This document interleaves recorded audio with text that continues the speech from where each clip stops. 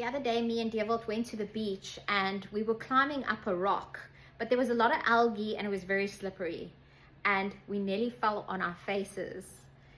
When we were coming back down, we approached that area differently with caution. We held on to each other, we went low down so that we didn't slip.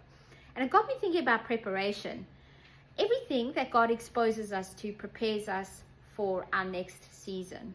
God is a God of preparation.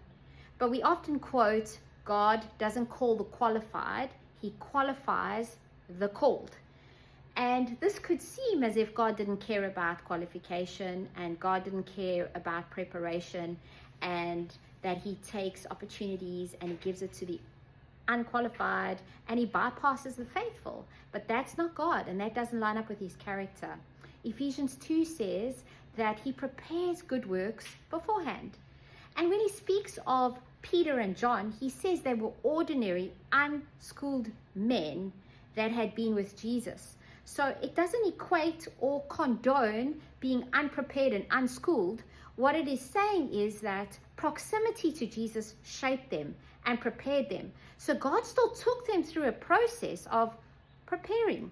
God took them through a process of qualifying them for their next season.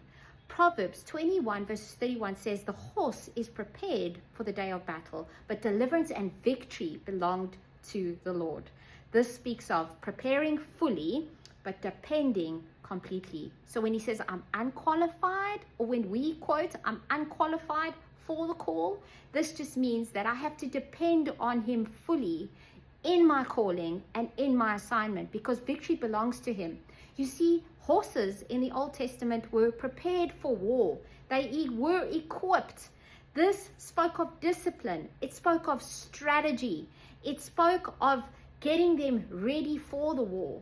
But victory came from the Lord alone. So it doesn't condone complacency, and it doesn't condone cheap grace.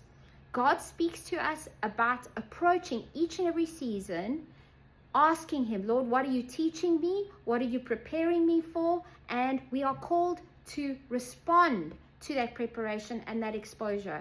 Otherwise, we're going to miss our next. He's not the God who takes from the faithful. He prepares us in faithfulness for our next.